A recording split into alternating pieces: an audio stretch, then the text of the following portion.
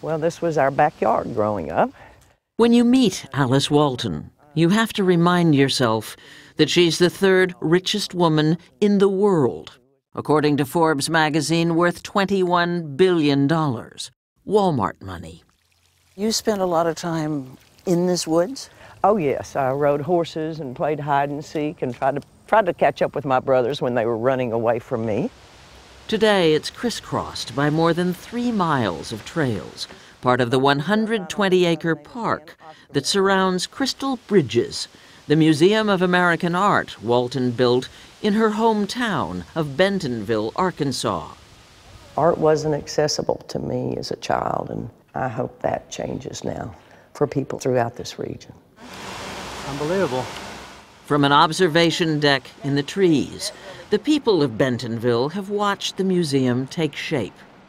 It's called Crystal Bridges because 2 of the buildings are actual bridges, with their curved copper roofs crossing what will be 2 ponds. Inside, they're arched, with beams made out of Arkansas pine. There are 2 galleries on this bridge, water flowing underneath us over the waterfall into the creek bed. Don Bacciagalupi is the museum's director. The guest who tours the museum will be very well connected to both art and nature. It was designed by the renowned Boston-based architect, Moshe Safdie. You start seeing the reflection of that building. Its cost, an estimated $150 million. No one will say exactly. Walmart has just announced a $20 million gift, so admission will be free.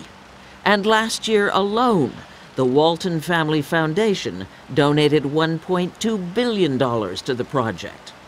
My parents spent a lot of time with us growing up, talking about the importance of giving back. Alice is the youngest of the 4 Walton children. Her father was Sam Walton, who owned the Five and Dime facing the town square in Bentonville before he launched Walmart in 1962. Were you a happy family?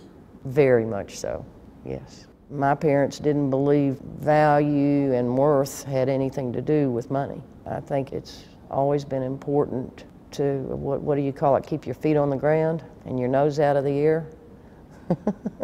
So that's how you've lived your life? I've tried to. Which is why Walton was stunned when her plans to bring world-class art to Northwest Arkansas, in fact, one of the fastest-growing regions in the United States, proved hugely controversial. It hits me right in the heart, and every time I see this piece, I almost tear up, I really do. In 2005, when she bought Asher B. Duran's Kindred Spirits for a reported $35 million from the New York Public Library, the outcry was immediate and indignant. Who did this Walmart heiress think she was? A treasure like that going to Bentonville, Arkansas? No way. Well, it hurt my feelings. We hadn't even announced the museum at the time. We thought we could quietly put it together and then open one day. There was more trouble to come. This is one of my favorites, Professor Benjamin Rand. It's by Thomas Akins. I think this is an amazing piece, but yes, we were thrilled to get it. Walton reportedly paid $20 million for it, but it was, if you will, the consolation prize after she tried to buy an even more important Akins painting, The Gross Clinic, for $68 million. From a medical school in Philadelphia where the public almost never saw it. But previously complacent Philadelphians were suddenly outraged that their city's most famous painter's most famous work might leave. They matched her bid. I was a bit surprised by the reaction. We felt like we were going to bring a great painting to a public institution where it would be viewed. The Wall Street Journal asked if Alice Walton might be a hovering culture vulture poised to swoop down and seize tasty masterpieces from weak hands. This about a major stockholder in a company vilified for its business practices as often as it's praised for low prices. There are people in this country who love to hate every single thing that is connected with Walmart or the Walton family. Right.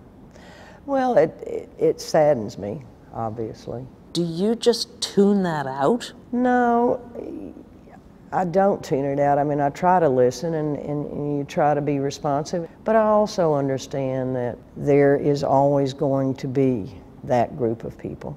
It's no different than those people that don't believe Arkansas should have a wonderful museum. The collection will contain the whole history of American art from the beginnings to the present. So we start about 1650 and we go through 2011. And the collection numbers just north of 1,000 objects at this point.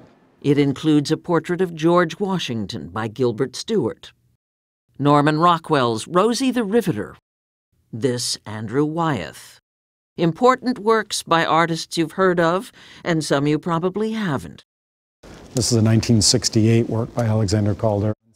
Don Bacigalupi helped nudge Alice Walton's collecting tastes in the direction of modern art. Other parts will rotate. It squeaks. It does squeak. There are many works with women as their subjects, or by women artists, such as Devorah Sperber's After the Last Supper, made from spools of thread. Alice Walton has been collecting seriously for more than 20 years. How many of these paintings actually lived in your house? I think we brought up almost 100. Including this one, painted by George Innes, soon after the Civil War. This woman is walking along the Underground Railroad, which went just outside of Montclair, New Jersey. And this is a particular favorite of yours? It is. There is a darkness or a melancholy about it to me that signifies the turmoil and the aftermath of the Civil War. Walton's love of American history made her a collector of American art. Those are parts of our history that shouldn't be hidden. They are our history. The not so pretty as well as the pretty, but it's the true history that we need to know. Except perhaps when that history is her own. Alice Walton guards her privacy. She splits her time between her horse ranch in Texas and her snug childhood home in Bentonville. Watch out! Divorced with no children, That's my nephews out mountain biking. she dotes on her nieces and nephews. Here she's allowed to hunker down and forget her critics, and instead think about art. But I will show you one that's very special. I thought was going to leave for the museum, but hasn't yet. It's a piece of local history, yes. Here, she feels safe being a Walton. I guess I wish I were less controversial than I seem to be, but things are as they are, So, she makes no apologies for spending her money on art. And when Crystal Bridges opens this Friday, Alice Walton thinks it will speak for itself. The day you open the doors is not the end of the collection. That's the beginning. That's the beginning.